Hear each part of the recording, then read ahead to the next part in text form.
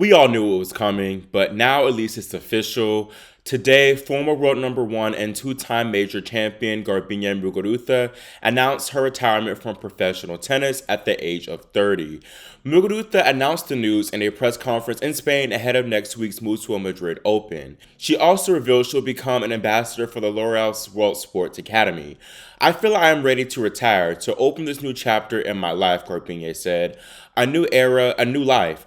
I was nervous wanting to say it, but I feel good, even if the word retired is a bit strong." Unlike the sudden, unexpected retirement of Ash Barty and this year even Danielle Collins, this news was not at all a shock considering that Muguruza hadn't played a match since January of 2023, where she lost to Linda Noskova at the Lyon Open 6-1, 6-4.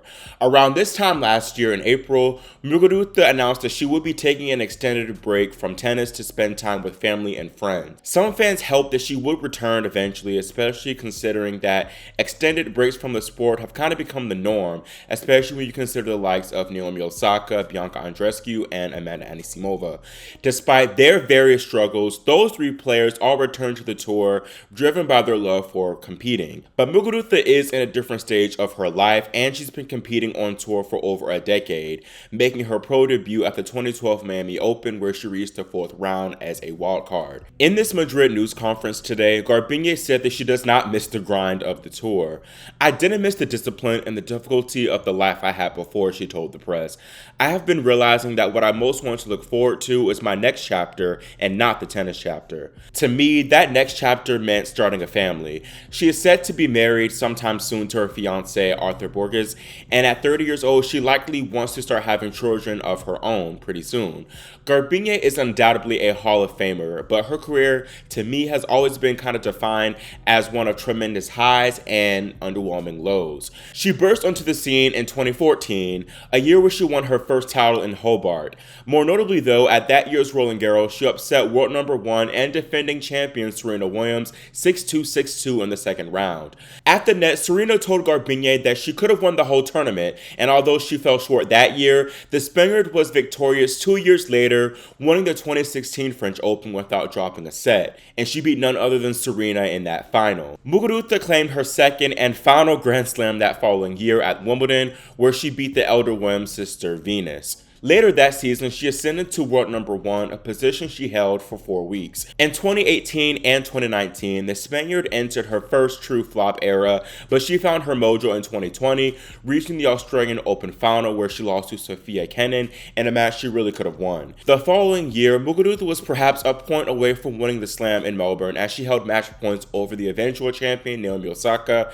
in the fourth round. Despite those disappointments, Muguruza managed to bring home 2 big titles in 2021, her third career 1000 in Dubai, followed by her maiden WTA finals crown. That win in Guadalajara was her last career title, which is a great title to end on for real. Muguruza struggled with form the final 2 years of her career in 2022 and 2023. She never managed to reach another slam second week, and she suffered numerous heartbreaking losses, often squandering leads from winning positions. Those losses had to have been tough to take, and it was evident that the Spaniard was suffering from a pretty severe mental block. This was clear during the 2023 Aussie Swing as she opened her season with a loss to Bianca Andreescu despite leading her 6-love 5-2. Then at the Australian Open, Mugu served for the match against Elisa Mertens in the first round, but she was unable to close. Garbiñe ended her career losing her last 6 matches, which is a sad way to go out, to be honest, but it's also very real. Sometimes you can't always have the perfect ending, and Muguruza,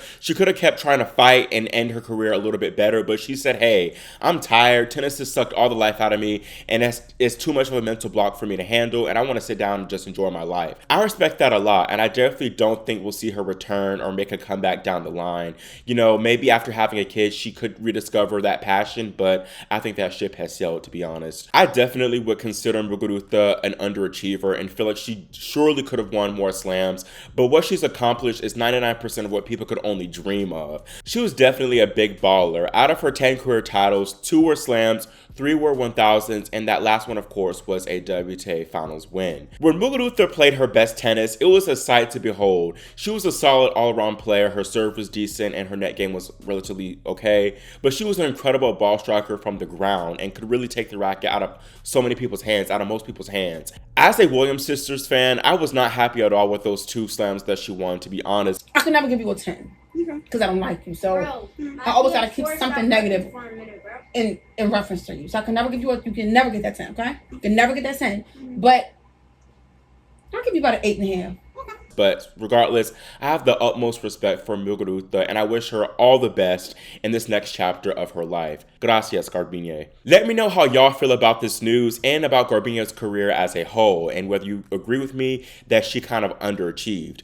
As well, feel free to share some of your favorite memories from the Spaniard in the comments below. My personal 2 favorites is The Racket Will Talk and the She Speaks 25 Languages shade towards Kiki Mladenovic. Make sure y'all subscribe and click the notification bell too so you're notified whenever I post new content. Thank y'all so much for watching. I'm Christian Bass Knight, and I'll see y'all in the next video.